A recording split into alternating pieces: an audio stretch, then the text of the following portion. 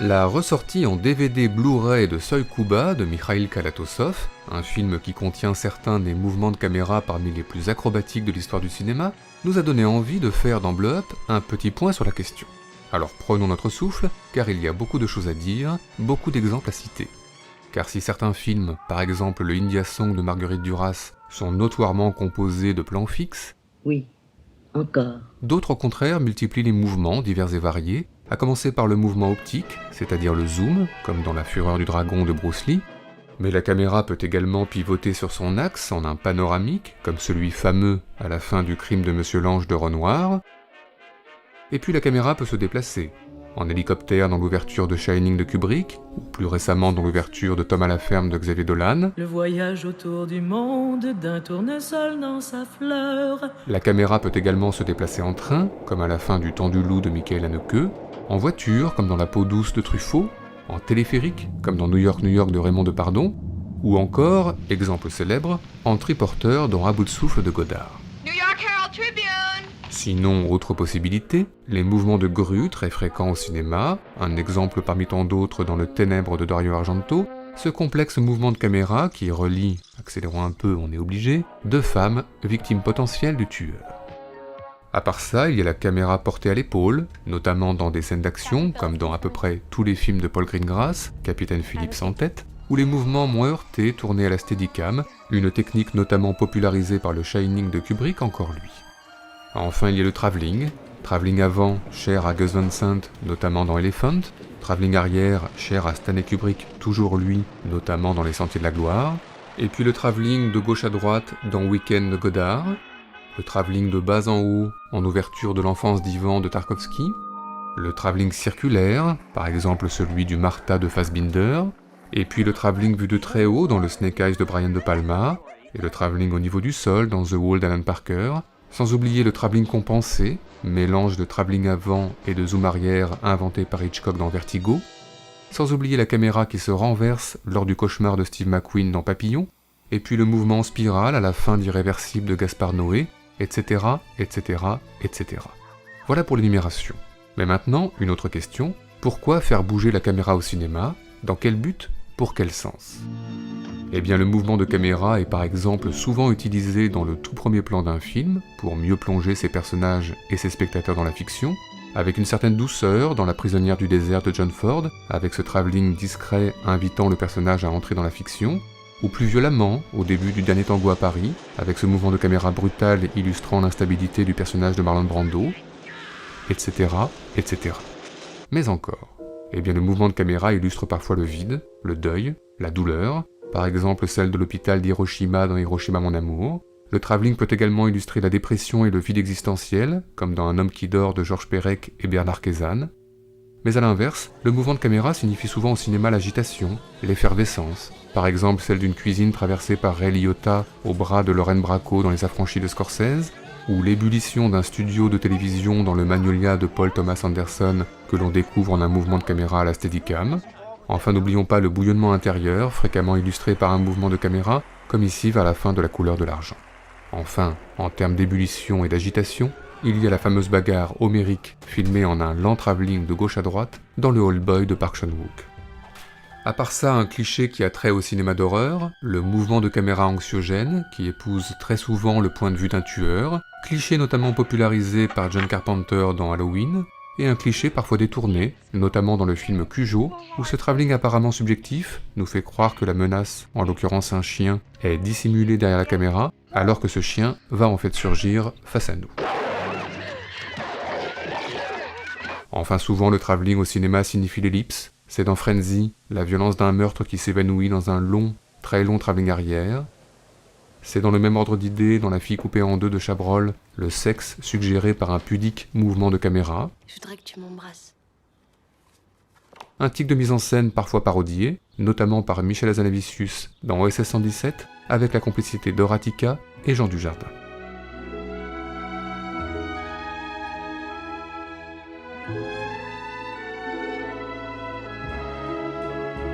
Bref, si on ajoute l'Arche russe d'Alexandre Sokourov et ses visites au musée de l'Ermitage en de longs mouvements de caméra, si on ajoute les travelling chers à Max Ophuls, par exemple en ouverture de La Ronde, sans oublier les plans séquences chers à Béla Tarr, notamment dans les harmonies Werkmeister, et si on ajoute le travelling au niveau de l'eau dans le rêve de Stalker de Tarkovsky, et enfin le mouvement de caméra des enchaînés d'Hitchcock qui part d'un plan large pour se concentrer sur un détail, en l'occurrence une clé dans la main d'Ingrid Bergman, on peut dire que les mouvements de caméra sont au cinéma partout, et même parodiés par Mel Brooks dans Le Grand Frisson, ce qui nous a donné des envies de classement.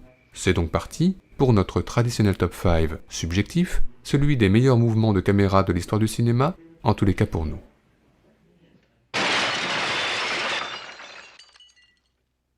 Notre numéro 5, commençons par les fondamentaux avec L'Aurore de Murnau.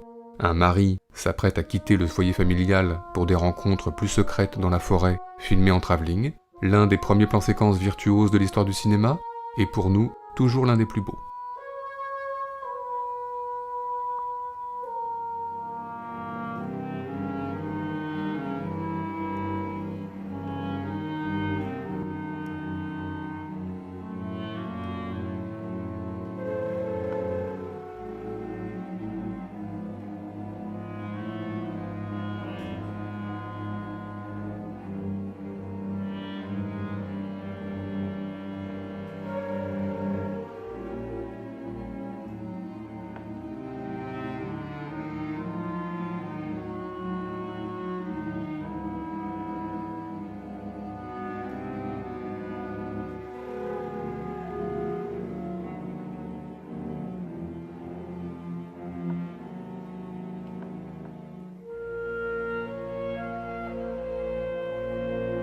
Notre numéro 4 concerne Brian De Palma, lequel a filmé de très nombreux plans séquences. Notre préféré se trouve à la 50e minute de L'Esprit de Caïn, un long monologue récité dans les couloirs d'un commissariat de police, filmé en un plan de 4 minutes sans coupe, dont voici un petit échantillon où l'on s'apercevra que ce ne sont pas les escaliers qui vont freiner Brian De Palma.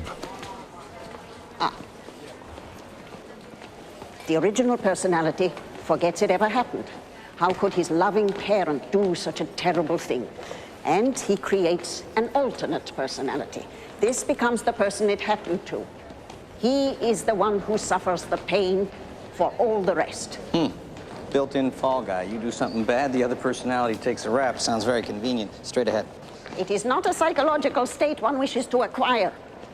Every time there is another trauma, there may be another personality. Pretty soon there are scores of them running around inside your head. Notre numéro 3, il existe dans l'histoire du cinéma quelques fameux travelling à 360 degrés, comme celui-ci dans le studio son de John Travolta dans Blowout, ou celui-ci dans la chambre de Mark Wahlberg dans le Boogie Nights de Paul Thomas Anderson.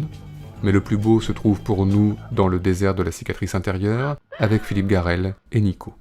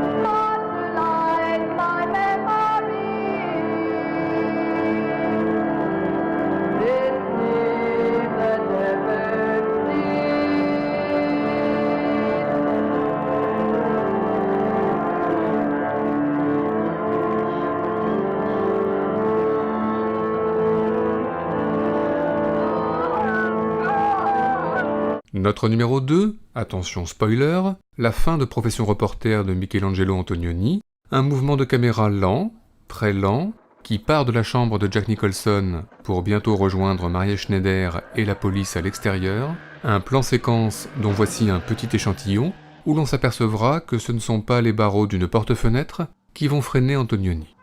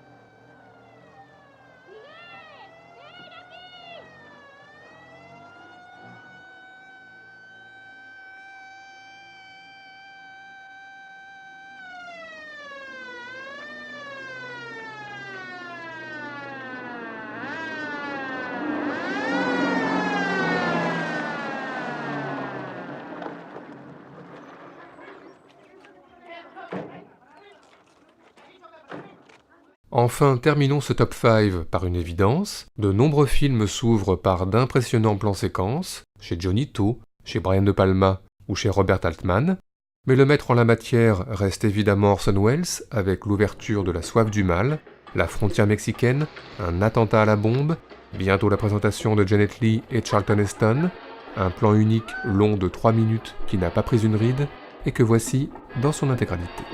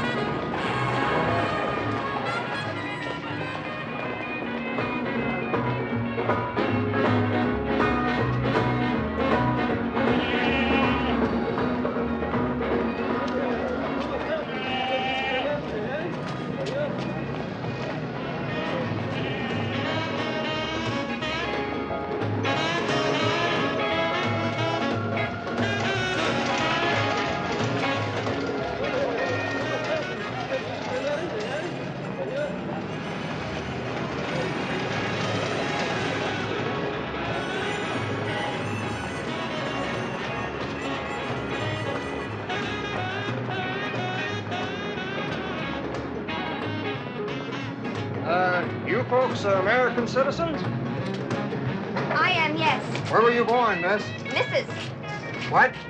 Philadelphia. The name is Vargas. Hey, Jim! You see who's here? Sure, Mr. Vargas.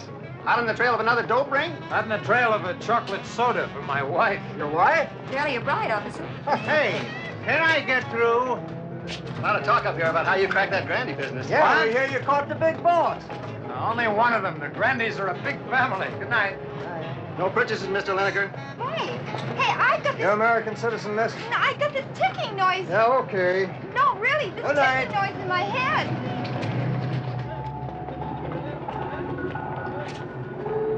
Mike, do you realize this is the very first time we've been together in my country? Do you realize I haven't kissed you in over an hour?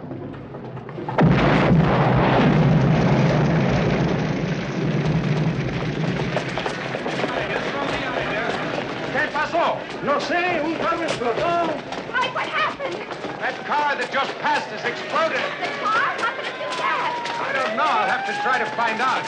You'd better not come any closer. We'll have to postpone that soda. I'm a...